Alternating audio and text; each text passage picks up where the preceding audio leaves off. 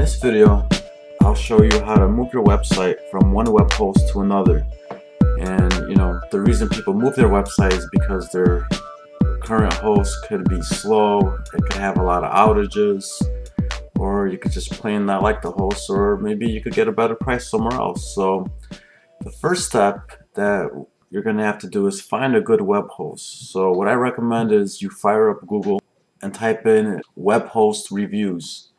And you look through a couple of pages and you might want to jot down the names that keep popping up towards the top. And once you identify the right web host for you, you create an account on their website and you start the process. And I'll show you how to back up your website and how to transfer it over and how to do everything else, like pointing your domain name registration to the new host. So let's get started. Okay, so the first thing we're going to do is go to Cpanel, and we are going to do a Cpanel backup, which backs up your website, your email settings, and your database. And it's actually one of the easiest ways to transfer your website. So go to your Cpanel, go to the Files section, and click on Backups. Okay. Now click on Download or Generate a full website backup. Okay. Now click on Generate Backup and make sure your email address is filled out properly, because once the program completes a full backup, it'll send you an email, and then you could use your favorite FTP program to download the backup file. Once you have that file, you can upload it to your new host, and you'll have to let them know where you place the file. Usually you put it in the root directory, and the new host will restore the backup and actually do all the configurations for you. So by doing a Cpanel backup and restore process, it is one of the easiest ways to move a website.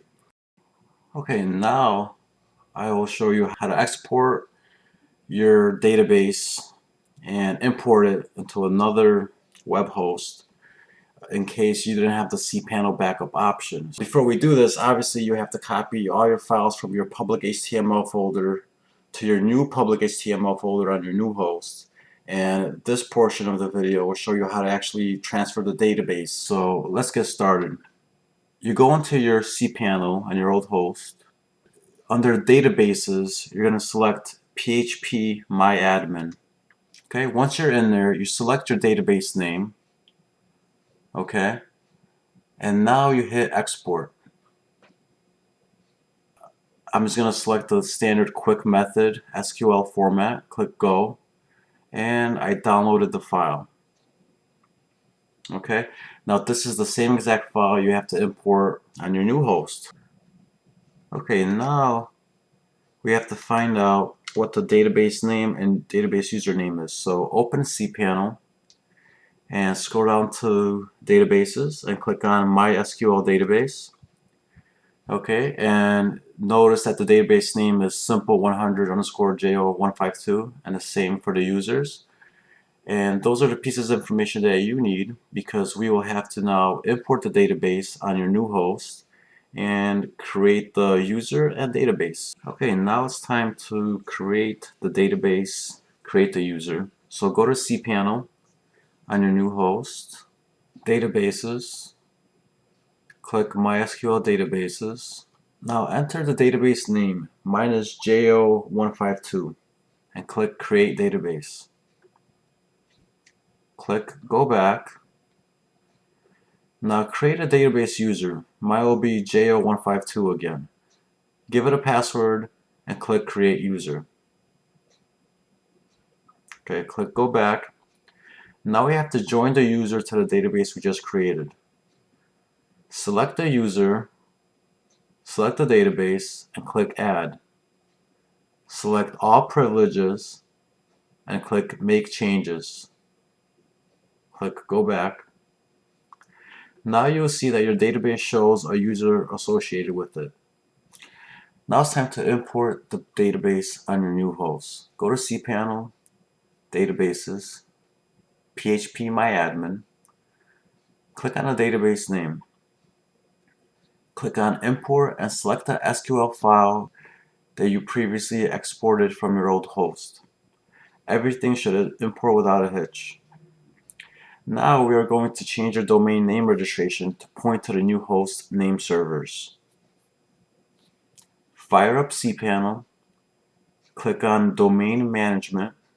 What we have to do is update the name servers. So go ahead and click on Update. Now enter the names of the name servers from your new host and click Save Changes. This can take up to 24 hours to take effect. You can also manipulate your host file to point to your new website IP so that you can test to make sure that everything worked properly after you moved your website. Here's how you update the host file on the Windows machine. For Apple computers, check out my other video, how to edit a host file on the Mac. Okay, so fire up Windows Explorer, the window key and E. And we need to go to your C drive, Windows directory, System32, drivers, etc. Okay, locate your host file and use Notepad or whatever you have to edit it. I have Notepad++. Okay, so first put in the IP address and then put in the website name. As you can see, I put my information in. And what this is going to do, it's going to use this new IP address, which is of your new host, to resolve to your domain name for your website. As you can see right now, when I just ping my domain name, I'm resolving to the old address. Okay, so I'm going to make these changes, I save them, and I'll ping my website again to just verify that the name is resolving to my new host. So let's see. Okay, yep, see, it's resolving to the new host. So that's how you change your host file on the Windows machine, and this goes for Windows Vista, XP, and Windows 7. On this last portion of the video, I will show Joomla website users what changes they need to make to a file called configuration.php when moving a website manually. The first one is mosconfig absolute path. This is the absolute server path to your new Joomla installation. It will probably look something like path/to/Joomla/installation.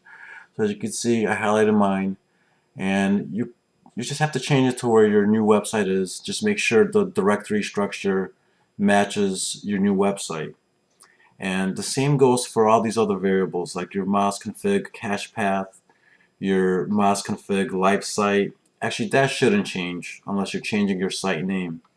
Your mosconfig underscore host, that I always leave as localhost. Your mosconfig database name, that might change if you change the database name, so you might have to change that. Database user, you might have to make sure that's changed as well to reflect the new user you created. And the database password, this is where you put it in, your new password. That's pretty much it. So that's the manual side of Joomla. And that pretty much wraps up this video. I know it was long and maybe a little confusing, but if you have any questions, go ahead and shoot me an email. I'll be glad to answer your questions. And subscribe to my channel. I plan on making a lot of great how-to videos on a large assortment of topics. Take care.